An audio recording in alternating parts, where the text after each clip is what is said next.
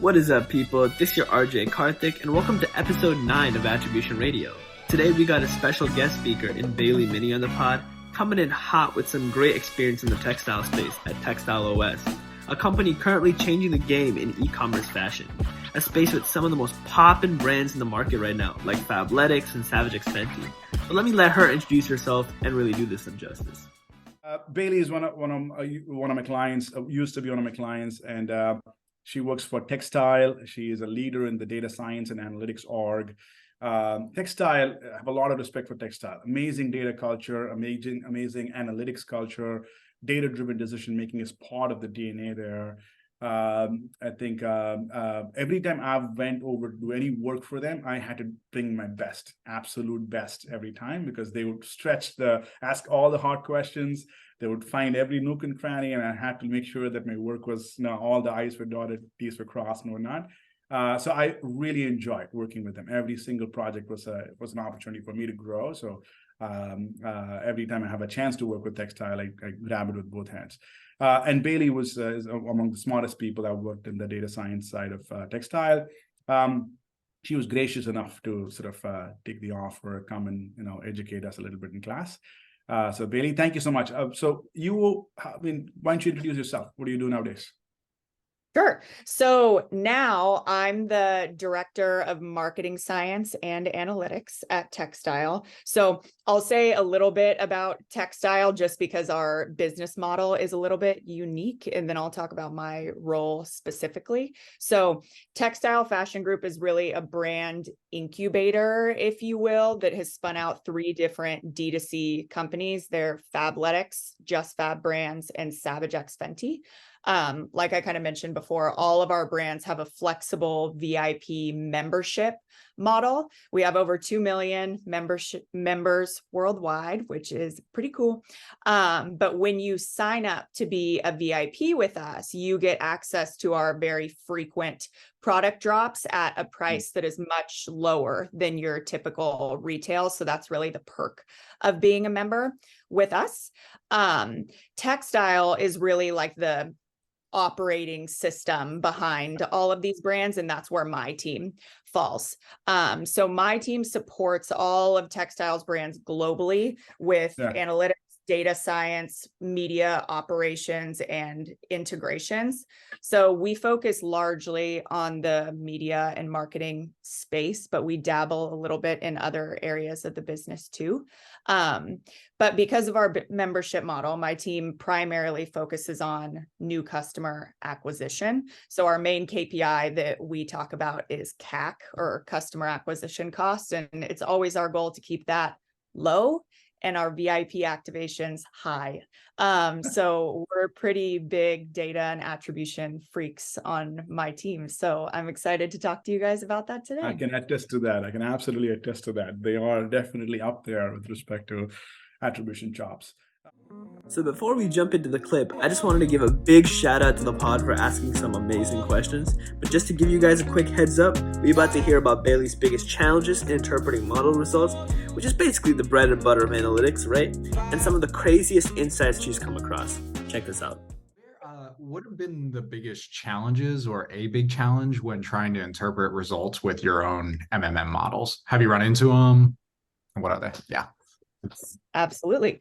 I think one of the biggest challenges is something that I've kind of alluded to before, is that it feels kind of scary just from an adoption standpoint, that it's very like black boxy, right? Where I think a lot of people are used to using last click, where you're looking at UTMs and using that to make those same sort of like channel credit allocation decisions. So that part of it is scary. And I think having those deep discussions on how this actually works and how you're validating these models has really helped with that, because an MMM is one of the only tools that you actually can validate if it's predicting correctly or not. Something like last click is a lot easier to understand, but there's no way to really like prove that it's telling you the right information. That's been really useful to us.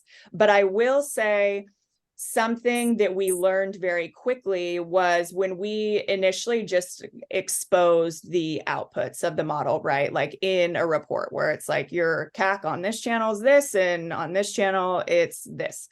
We were often met with like, okay, great, but what do we do with that kind of? So we've actually invested a lot of time into building tools on top of those model outputs that we call our optimizers internally, that we have them at the daily and monthly level that essentially is a recommendation tool, that we have a model on top that basically is optimizing. If you were going to put in one more impression, where would it go? Where is that going to work the hardest for you? That it actually spits out recommendations of, okay, next month we want to spend X amount. This is where we should be putting our dollars. And I think that guidance in how do I use this and having a formal tool around that has really helped with the adoption. Amazing. Cool. How long did it take for you to actually lean into the MMM and use it, from like the initial completion of it to like, okay, now I trust this, we're going all in? I would say months, because it really is, it's difficult to understand. And when people are comfortable with a specific type of system that we've used for years, right? Like it's very hard to migrate to something else. So I would say, like Madan said earlier, labor of love, months. It was not a quick sort of thing, but that's where I think the additional tooling and the real deep education is important. But also you got to understand, Paul, is that it took months for an organization like Techstyle, which is one of the most data forward organizations you're going to see in the planet. Okay, it takes them who want to use MMMs. You might have not seen LJ's video. LJ was the CEO of Textile Brands, and one of the most smartest media minds marketing minds you'll find. And she has tried everything. She has tried multi-touch attribution, media mix modeling, incrementality testing, everything in the plan under the sky she's tried. It takes them months to adopt it, right? If you take a regular organization which is not as educated, I mean, if you remember Dave Loke saying it took them 18 months to buy into a result, right? Because the company is like, well, we've been doing it this way for 40, 50, 90 years. And, what permission do you have to come and change it all of a sudden? So it takes the culture change. It is incredibly hard, and there is no magic. I mean, there's no like playbook for it. Every culture is different naturally. So it's been a big part of it. Now, let me ask you, I know, you guys put a lot into your MMMs, and that's kind of like this pinnacle, isn't it? Isn't that the pinnacle of your sort of data science, marketing sciences, like a tool stack, right? It's like the little crowning jewel on top, right? Talk to us about it. What are you really proud of there? What's the magic of the MMMs at Techstyle? I think there are a couple things. One is the tooling that I just mentioned, the optimizer portion that actually does give the recommendations. But I do think what we have done on a model build standpoint has been pretty cool, the way that we layer in incrementality testing. So and I won't get too crazy into the weeds here. I'll be the first one to say I'm not the one building these things. So I'm not going to pretend like I am either. Shout out Katie Kelly and Kate Hirth. They're amazing data scientists on my team who build these things. But our models are Bayesian models, which one of the perks of building a model like that is you actually can adjust and make modifications to the prior distributions that are feeding into your model. So that's like the starting point. These models run thousands and thousands of iterations to get to your final output, and you're giving it a starting point opposed to just saying start wherever you want and run those iterations. So we chose to do it in that flexible way so that if we do run these tests that challenge what the model is saying, we can adjust those priors in line with what we're seeing from our incrementality tests, and then kind of let the model run and see if it'll fall around that starting point. And a lot of the times it has. So I think that practice has been really useful to us, and obviously having confidence in the models, but it gives our brand teams a lot of reassurance too, right? Whenever we run these tests and they agree with what the model is saying, or in the cases that it doesn't, we can actually make those modifications and they can see that in the tools that they're using. So I think that's how old is the MMM practice there? Is it a couple of years old? Is it like 6 years old? How many years have you been evolving this MMM practice? Now, we've built them for all of our brands. So it has taken a long time to do all of that. But I would say we kind of started going down this route almost 3.5 years ago. Okay. Yeah. So I think 3.5 we have years. Okay. about, because all of our brands, or two of our brands, have kind of sub business units underneath, like Fabletics has Yitty and Fabletics Men's and Scrubs, and Just Fab Brands has Just Fab, Shoe Dazzle, and Fab Kids. All of those have a unique MMM. So we have built them for all of those brands and are constantly recalibrating them because we know these platforms change. 1/3 of this class is data scientists. I'm sure they're drooling at imagining the infrastructure behind all of that and having a chance to take a swing at that. I mean, so many data scientists would love to work in a place like that. So amazing. I know you have a hard stop with us. I think it's at 12:45. We got 10 minutes more. Yeah. Okay. I'll open the class to questions. Any questions for Baylie? Switching over to your MMM, what kind of gains did you realize? Was it like a big unlock for you guys where you just saw your incremental revenue increase by a good amount? Or now I won't share any specific numbers today, but we definitely have seen an improvement in our efficiency since we have started leveraging this. I will also note that is something that I think is difficult to measure in a really concrete way, because even when you have tooling that's giving recommendations on budget allocation and things like that, in practice, it's hard to hit those recommendations exactly. So that makes it a little bit tricky. But I will say we do have a monitoring process that we use where our team has like an internal tool internal to my team that we look at every day that basically outputs what the model is predicting would have happened from our media mix and then what actually happened that day. And in the most part, like we can predict pretty tight there. So by using that sort of methodology, we can kind of back into the gains that we have had from making those shifts, but it's a difficult thing to directly quantify. Yeah. You got to run a test for that as well, right? You got to somehow figure out how to test it independently. I get asked the question all the time. We always try to price based on efficiencies, and it's very hard to figure out what actual gains you had because you had to go to an alternate universe to figure out what might have happened if you didn't do any of these things. Right. We have about half the classes aspiring data scientists, aspiring analytics leaders. Okay, now you are somebody who's kind of made it, so to speak. So what's your advice to the class? How do we get to grow up to be Baylie Minney? Oh gosh. You are too much.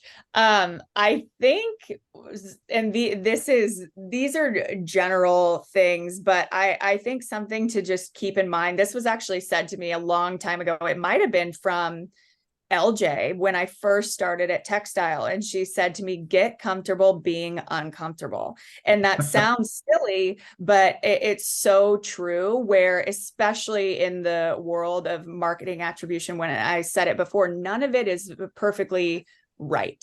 And you have to be so comfortable and kind of relish in that, where every single number that you're looking at, you got to poke holes in and understand why it could be biased toward a channel versus another, and use all of these different systems together to allow you to make those decisions. So I would say be as curious and skeptical as you possibly can and get comfortable being uncomfortable. Beautiful. What a great insight. It's great insight. Last question for you. What is the most compelling media or data insight, media or consumer insight from data that you've seen in your career? Something that's surprising, something that's, like, wow, blew your hair back. That's such an interesting question. I don't know how I want to answer that. Do you mean something like specific insight or more Sensible general? insight, like, oh my, for example, I was selling the class the other day. One test I ran a brand search incrementality test where the results were strongly negative. When you actually don't do brand search, you have a 10% lift. I was expecting the holdout to drop results in the market. It actually increased the results. And I'm like, I could not understand for the life of me what the hell was going on. And eventually I figured out. So anything like that, that's counterintuitive or like fun, or you like, I know my understanding of channel efficiency completely changed and we grew the business by X or whatever. Anything that you really feel proud of after all these years of working in the space? Thank you for the example. I'm on board now. One thing that we this is kind of in the incrementality testing side as well. In the practice of validating the outputs of our MMMs, we ran a tactic level lift test on the Meta platforms, and I'll kind of explain what that is. We spend a lot of media dollars on the Meta platform. So when we're actually building these MMMs, we have enough volume to split our tactics on Meta into a couple of different things. So you can think of like our business as usual, dynamic ads, running ads from influencer handles, things like that we can model them all individually. So we actually did an incrementality test, or actually a series of simultaneous incrementality tests across all of these tactics. And one of them, I won't say which one, but in the Facebook UI or ads manager, it was by far the most efficient, like was getting the most credit, blowing the rest out of the water. And when we got the test back, that tactic specifically had negative incrementality, but the worst tactic out of all of them. And that's what our model was saying, and the brands didn't buy it.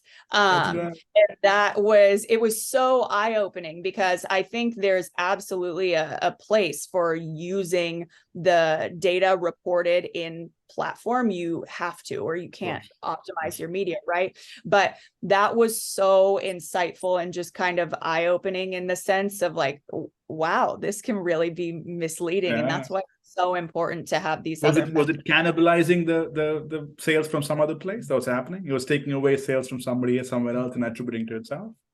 I think that's probably it. I think because of our volume across these different tactics, there's a ton of overlap between them. And since on the platforms, a lot of the time it's just last touch, you might be hitting people with a bunch of your other ads, and then that specific tactic or whatever it is just swoops right in for the last touch when they were going to convert anyways. Anyway. Yeah. Amazing. What a great insight. My God, we learned quite a bit, Baylie. Thank you so much. I know it's coming up in a few minutes, but any other last questions for Baylie before we let her jump? Just had one. How much did your mix shift once you started leveraging the MMM?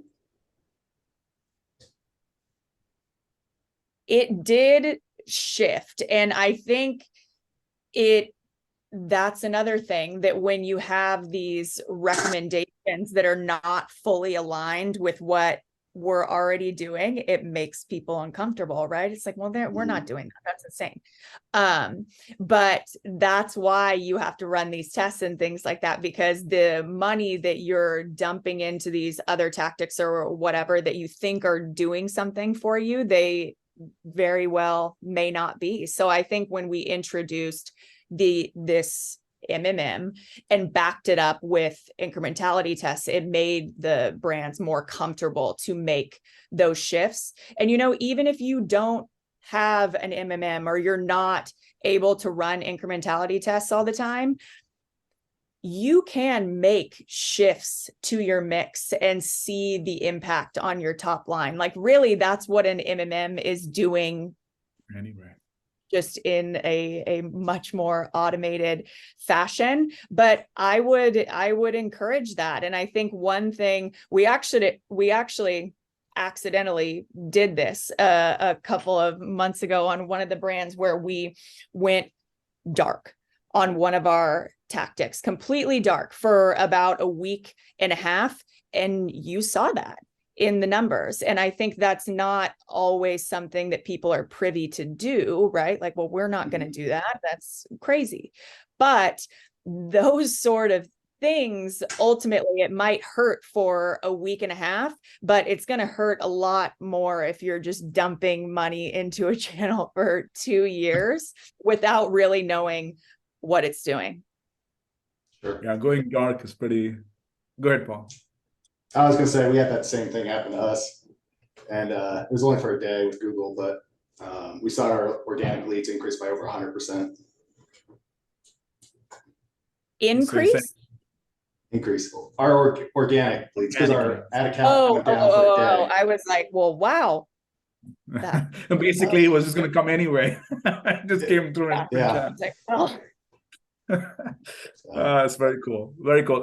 So Baylie, one last question before you jump. Question is, curious about which tools you choose to build versus which tools you recommend staying away, and what did you use for MMM? Did you use like Facebook Robin or Google Lightweight, or did you write your own? What would you guys do? Our MMMs are completely written on our own. Now we know a ton of companies that have used a Robin or something like that, and it's totally effective, right? Okay. We just, again, going back, our brands demand these more customized sort of solutions. So we have built our own. Thank you so much, Baylie. Much appreciate. That was a fun session. Appreciate all your insights. So, breaking news, I got 4 more perspectives to share. Check this out. I think the biggest surprise for us with marketing mix modeling was how much the effectiveness really varied country by country. Even in countries that we would have described as otherwise really well matched, similar cohorts. One great example was Western Europe. In Western Europe, we saw enormous differences between countries that we would have otherwise considered relatively homogenous. They had similar buying profiles, a lot of different things in there, but the way they responded to advertising was very, very different from country to country. And this prompted us to really dive in and do more work to discover why that was happening and why the model was yielding these results.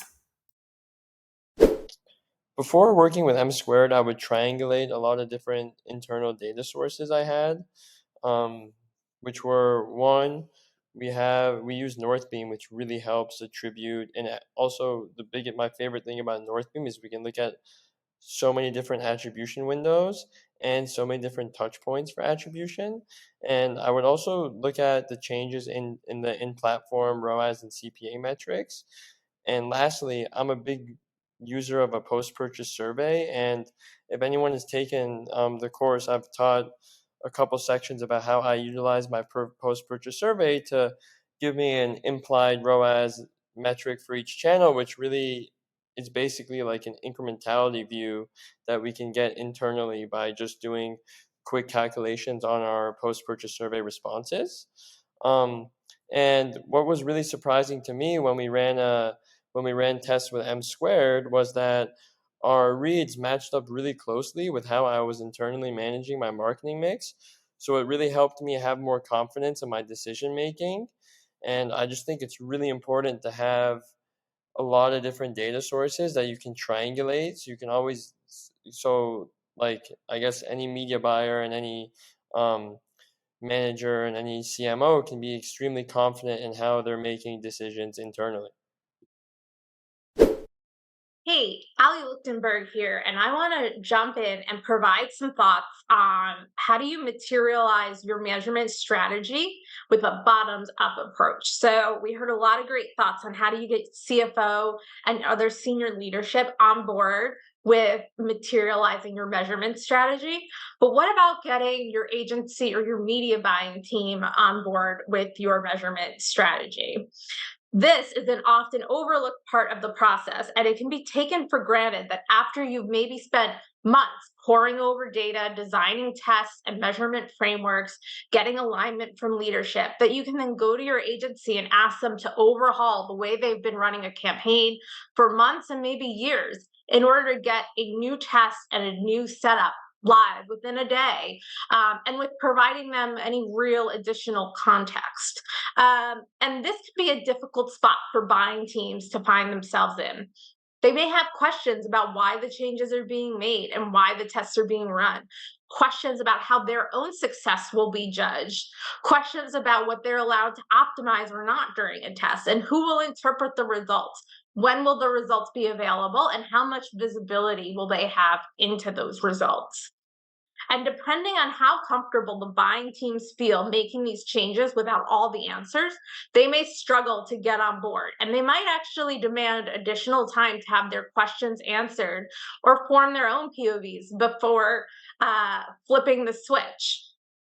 So answering these questions is not an easy task, and between aligning schedules and answering new questions that arise from old questions, this could take a week or more of emails and additional meetings to gain alignment. And that week delay can be hugely detrimental to testing timelines, which typically leave little room for deviation.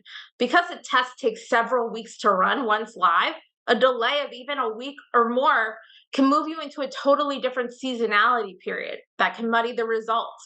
Or it might be a period of seasonality where testing really shouldn't be done due to high revenue risk for the business.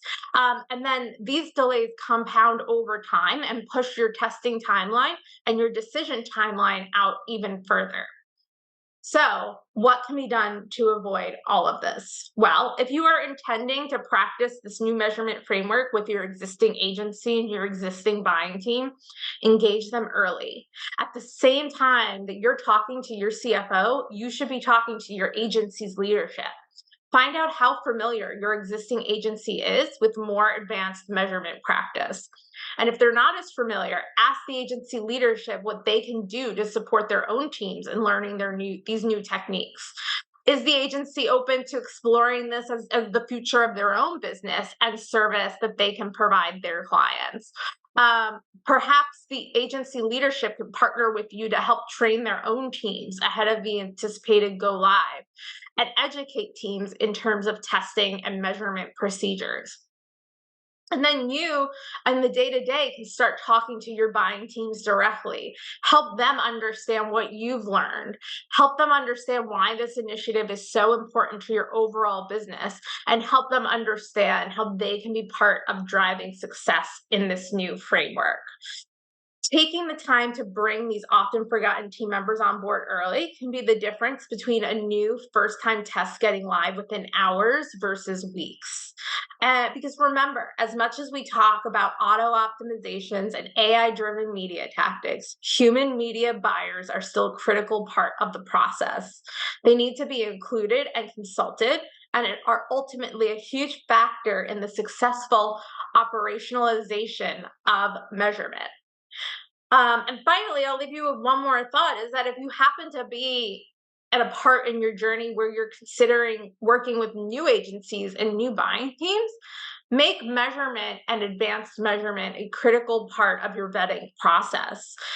Make sure that you're looking at agencies who are comfortable working in terms of incrementality, media mix modeling, etc. There are lots of agencies out there that specialize in this deeper way of measuring and therefore optimizing. And likely they have their own sets of tools and resources so that you as the brand don't actually need to bring everything to the table yourself and can rely on your agency and your media buyer to be a key part of your measurement team as well.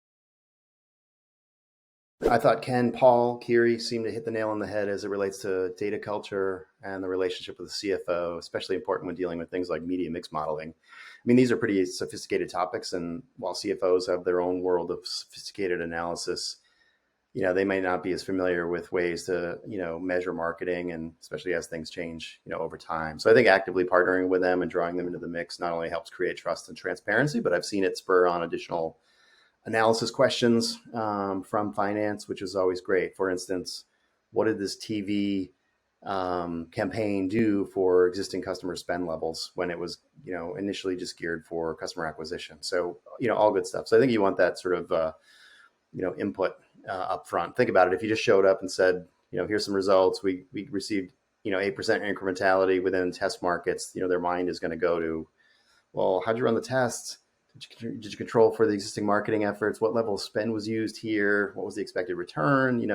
All of that. And so you want them to have comfort in sort of the way that you did the tests. I can remember at Zipcar coming out of a TV test, we arrived at positive incrementality and even a cost per incremental CAC. However, out of context, that incremental CAC was being compared quickly to our standard CAC, and it was really like apples to oranges.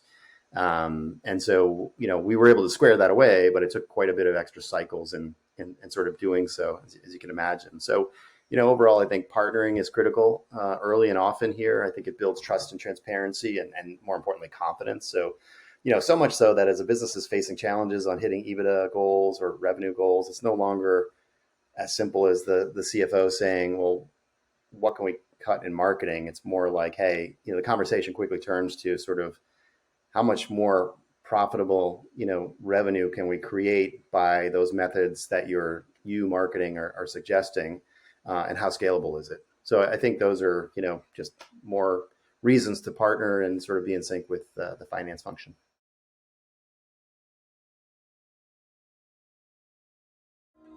Awesome conversation, great insights. So the first thing that stands out to me is that black box element of running models that Baylie brought up.